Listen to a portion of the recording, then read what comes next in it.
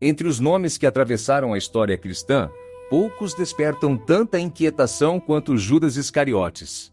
Seu nome tornou-se quase sinônimo de traição. Mas antes de ser lembrado pelo beijo no Getsêmani, Judas foi chamado para caminhar com Jesus. Essa é a pergunta que nos guiará. Como alguém tão próximo do Mestre pôde terminar tão distante do seu coração? O perigo de contar a história de Judas é começar pelo fim e esquecer o começo. Ele não aparece primeiro como o inimigo declarado de Jesus. Ele aparece como um dos 12, escolhido para acompanhar o Senhor, ouvir sua palavra, ver seus sinais e participar da intimidade do grupo apostólico. Este vídeo não busca transformar Judas em herói, nem reduzir sua história a uma caricatura de maldade. A Escritura é severa com sua traição, mas a fé cristã também nos ensina a olhar para o coração humano com seriedade, temor e esperança. Judas é advertência, Judas é espelho. Judas é uma pergunta aberta diante de cada discípulo. O nome Judas vem de Judá, nome nobre na memória de Israel, ligado à ideia de louvor. Por isso é importante lembrar, Judas não é um nome maldito em si mesmo. A tragédia está no modo como a liberdade de um homem deformou uma vocação recebida. O sobrenome Iscariotes é discutido. Uma explicação muito aceita o relaciona a Queriote, no sul de Judá, o que faria de Judas possivelmente o único dos 12 vindo da Judéia, em contraste com os demais, em sua maioria galileus. Outras hipóteses existem, mas devem ser tratadas com prudência.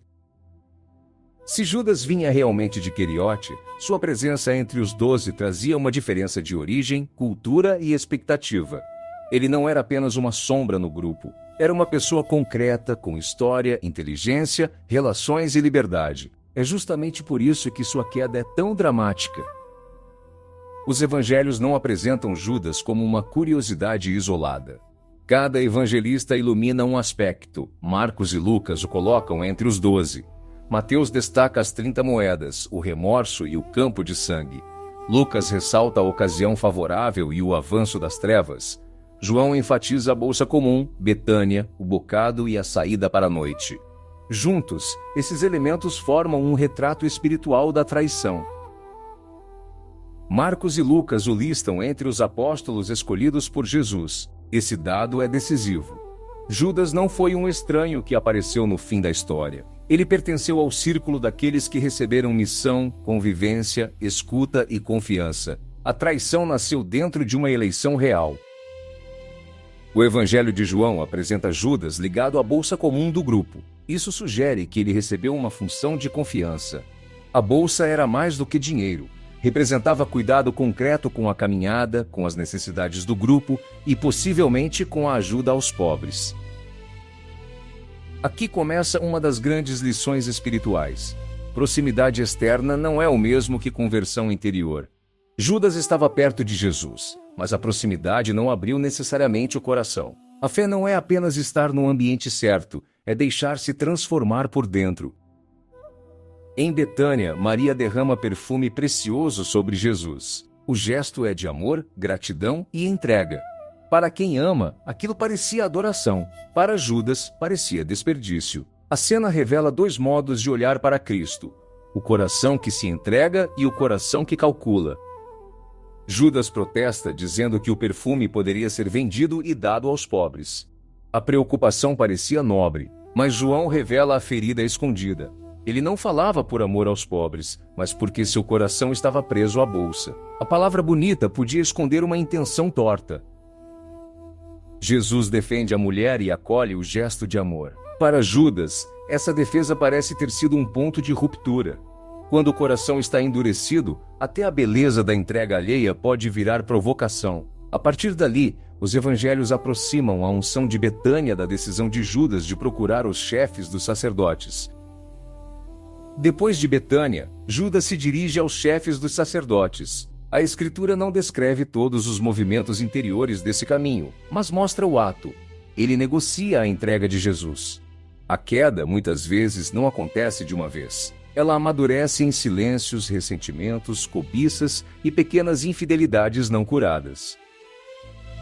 Mateus registra a negociação por 30 moedas de prata. A tradição cristã viu nesse valor uma imagem terrível, o preço de uma vida entregue à violência. Judas vende o mestre, mas na verdade começa a perder a si mesmo.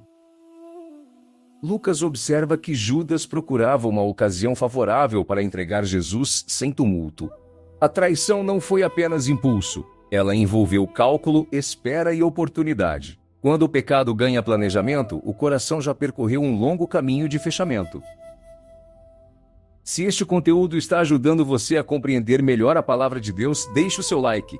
Esse gesto simples ajuda muito o crescimento do canal e permite que esta mensagem chegue a mais pessoas. Escreva nos comentários que aspecto da história de Judas mais chamou sua atenção e compartilhe este vídeo com alguém que deseja crescer na fé. No cenáculo, Judas está à mesa com Jesus e os demais. A mesa é lugar de comunhão, mas ali existe uma ruptura escondida. A cena é espiritualmente tremenda. A intimidade do pão convive com a noite da traição. A liturgia da comunhão é atravessada pela duplicidade de um coração. Jesus anuncia que um deles o entregará. Os discípulos se perguntam inquietos: quem será? O Evangelho de João descreve o bocado dado a Judas. Mesmo assim, os demais não compreendem plenamente. A hipocrisia de Judas era tão discreta que quase ninguém suspeitava. Quando João afirma que Satanás entrou em Judas, não devemos imaginar Judas como um boneco sem liberdade.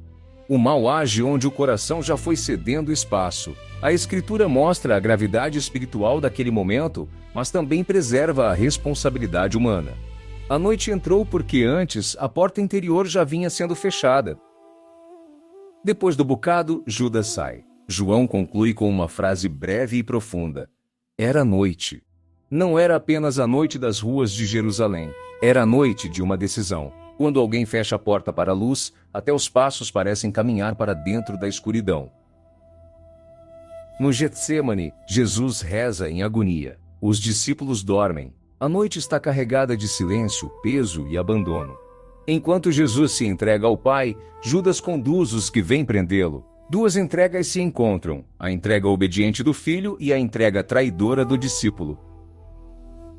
Judas chega com uma multidão armada. Lanternas, tochas e armas quebram o silêncio do jardim. O lugar de oração torna-se lugar de captura. A confiança do discípulo transforma-se em sinal de prisão. O sinal escolhido por Judas é um beijo. Na cultura daquele tempo, o beijo podia expressar respeito, amizade e proximidade. Por isso, a traição se torna ainda mais dolorosa. O gesto da comunhão é usado como um instrumento de entrega. Jesus, porém, permanece senhor da cena. Ele não é vencido pela traição, entrega-se livremente. Depois, Judas vê que Jesus foi condenado. O dinheiro perde o brilho. As moedas que pareciam solução tornam-se peso insuportável. Mateus fala de remorso. Judas reconhece sangue inocente, mas seu caminho não se abre para a confiança, fecha-se no desespero. Judas devolve as moedas aos chefes dos sacerdotes e as lança no templo. O gesto mostra que o pecado não entrega aquilo que promete. A cobiça prometeu ganho, mas entregou solidão. A negociação prometeu controle, mas entregou ruína interior. Mateus e Atos registram a morte de Judas e a memória do campo de sangue. O roteiro deve tratar essa parte sem espetáculo visual. A tragédia de Judas não precisa ser mostrada graficamente. Basta compreender o abismo espiritual. Remorso sem confiança, culpa sem retorno, dor sem entrega à misericórdia. Pedro também caiu. Judas traiu. Pedro negou. Ambos experimentaram a noite da própria fraqueza. Mas Pedro deixou que o olhar de Cristo abrisse caminho para as lágrimas e para o retorno. Judas, ao contrário, ficou prisioneiro do próprio remorso.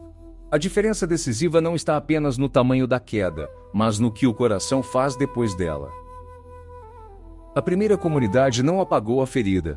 Ela rezou, releu as Escrituras e buscou recompor o testemunho apostólico. A queda de Judas feriu a memória dos discípulos, mas não destruiu a missão de Cristo. Em Atos, Pedro interpreta a situação à luz das Escrituras e a comunidade escolhe Matias para ocupar o lugar deixado por Judas. A igreja nasce aprendendo a transformar escândalo em oração, perda em discernimento e ferida em missão.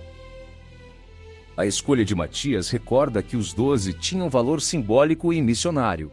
A queda de um não cancela o chamado dos outros. O pecado fere, mas Deus não abandona sua obra. A história da salvação continua, não porque os homens sejam impecáveis, mas porque Deus é fiel. Ao longo da história, Judas também foi relido pela literatura, pela arte e pela cultura. Algumas releituras tentaram compreender sua psicologia, outras o transformaram em símbolo extremo da traição. Essas leituras podem ajudar a formular perguntas, mas não substituem o testemunho bíblico. Judas aparece como figura de contradição interior, marcada por tensão psicológica, desejo de ser compreendido e drama afetivo. Essa visão não deve ser tomada como história, mas como o espelho da complexidade humana diante da traição. Há debates modernos sobre Judas. Alguns o condenam sem nuance, outros tentam reabilitá-lo de modo excessivo. O caminho mais seguro é manter a gravidade do pecado e a humildade diante do mistério de Deus. Não nos cabe ocupar o lugar do juiz eterno. É importante dizer com clareza: a traição de Judas não autoriza desprezo contra o povo judeu. Jesus, Maria, os apóstolos e a primeira comunidade eram judeus. A fé cristã não transforma um drama pessoal e histórico em acusação coletiva. O mistério da paixão deve nos levar à conversão, não ao ódio. A vida espiritual conhece uma diferença decisiva. Contrição não é o mesmo que desespero. Remorso é perceber o peso do mal cometido. Arrependimento é voltar-se para Deus. Conversão é permitir que a misericórdia transforme a direção da vida. A contrição volta-se para Deus e confia na misericórdia. O desespero fecha-se em si mesmo. Judas viu a gravidade do que fez, mas não encontrou o caminho de retorno ao coração misericordioso do Pai. Judas nos obriga a examinar o coração, onde a fé virou aparência, onde a linguagem religiosa encobre interesses, onde a proximidade com o sagrado não se tornou conversão. A pergunta não é apenas: quem foi Judas? A pergunta é: que parte de mim ainda resiste ao amor de Cristo? A misericórdia cristã não torna a traição pequena. Ela mostra que nenhum pecado deve ser romantizado, mas nenhum pecador deve ser usado como espetáculo de ódio. A verdade denuncia o mal. A misericórdia impede que a denúncia se transforme em soberba. No centro da história não está o poder de Judas, mas a liberdade de Cristo. Jesus não foi surpreendido. Ele se entregou livremente por amor. A traição é real, o pecado é grave, mas a cruz não é derrota do amor. Na cruz, o amor atravessa a traição e permanece fiel. A história de Judas termina como advertência, mas nosso vídeo deve terminar como convite. Enquanto há tempo, é possível voltar. Enquanto a palavra ainda toca a consciência, é possível abrir a porta. Enquanto Cristo chama, o discípulo pode deixar a noite e caminhar para a luz. Judas Iscariotes continua sendo uma das figuras mais dolorosas do Evangelho. Não para alimentar curiosidade mórbida, mas para despertar vigilância, humildade e conversão. Que a história do discípulo que entregou Jesus nos ajude a permanecer junto de Cristo com um coração verdadeiro.